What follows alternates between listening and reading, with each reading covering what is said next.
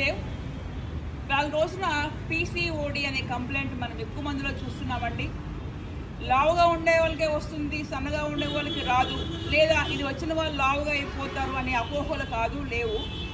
ఇది రావడానికి మెయిన్ కారణాలు imbalancing of hormones and eating హ్యాబిట్స్లో చేంజెస్ సరిగ్గా లేకపోవడం. నెంబర్ 3, ఎక్కువ ప్రెజర్, స్ట్రెస్ ఉండడం. ఈ 3 కారణాలు బాగా హైలైట్ చేస్తూ ఉన్నాయి.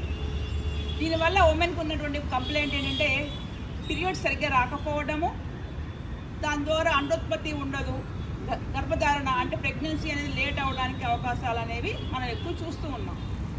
మన యోగా పరంగా దీనికి సహాయం చేయగలమా అంటే 200% మనం సహాయం చేయగలం. వాళ్ళ రోజున హార్మోన్ ఇన్బ్యాలెన్సింగ్ అనగానే ముఖ్యంగా శ్వాసల పైన మనం జీవక్రియను సరిగ్గా చేసుకుంటే హార్మోన్స్కి నాడీ వ్యవస్థకి మధ్య సమతుల్యం ఏర్పడుతుంది. తద్వారా ఇన్బ్యాలెన్సింగ్ ఆఫ్ హార్మోన్స్ అనేవి బ్యాలెన్స్ అయిపోతాయి. తద్వారా ఎన్నో మందులు మాకుల వల్ల కూడా ఉన్నటువంటి ఎన్నో అద్భుతాలు అనేవి యోగా చేసే వారికి, that in front of my self, చాలామందికి పీసీఓడితో బాధపడే వాళ్ళకే కానివ్వండి, ఇర్రెగ్యులర్ పీరియడ్స్కే కానివ్వండి, ద బెస్ట్ సొల్యూషన్స్ అనేవి మనం చాలా వరకు ఇచ్చి ఉన్నాం ఇవాళ రోజున.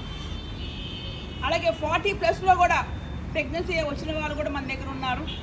అదేవిధంగా 54 years వచ్చే వరకు కూడా పీరియడ్స్ రాకుండా రావడం అంటే అది ఒక చెప్పాలి అంటే అది ఉమెన్ హెల్త్కి పీరియడ్స్కి చాలా సంబంధం ఉందండి. ఆ పీరియడ్స్ వచ్చినంత కాలం ఉమెన్ చాలా ఆరోగ్యంగా ఉంటారు, ఎలాంటి హార్ట్ కంప్లైంట్స్ ఉంటాయి, క్లాట్స్ అనేవి ఏర్పడవు, బ్రెయిన్ ఫంక్షనింగ్ బాగుంటుంది, ఒబెసిటీ రాకుండా కంట్రోల్ చేస్తుంది ఈ పీరియడ్స్ అనేది. సో మనకి అవసరం.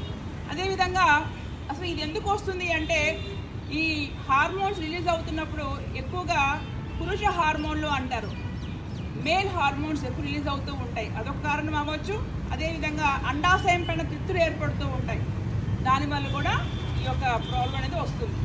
ఈ పీసీఓడి ఉండేవాళ్ళు స్ట్రెస్ పెట్టుకోవద్దు. కొంతకాలం మీ ఉద్యోగ వ్యాపారాలకు దూరంగా ఉండి రిలాక్స్గా ఉండే ప్రయత్నం నెంబర్ 1. నెంబర్ 2, మంచి హైజీన్ ఫుడ్ తీసుకోవాలి. తిన్నామా తెల్లారిందా అన్నట్టు కాదు. మార్నింగ్ బ్రేక్ఫాస్ట్లో ఏం తీసుకుంటున్నాం, లంచ్, డిన్నర్ అన్ని పోషకాలతో ఉన్నటువంటి ఆహార పదార్థాలు మనం తీసుకోవాల్సిన అవసరం ఉంది. నెంబర్ 3, రెగ్యులర్ ప్రాక్టీస్ ఆఫ్ ప్రాణాయామం. వెళ్ళొద్దు, బయట ఫుడ్ తినొద్దు, నాన్ వెజ్ తగ్గించండి, ఆయిల్ ఫుడ్ మొత్తం మానేయండి.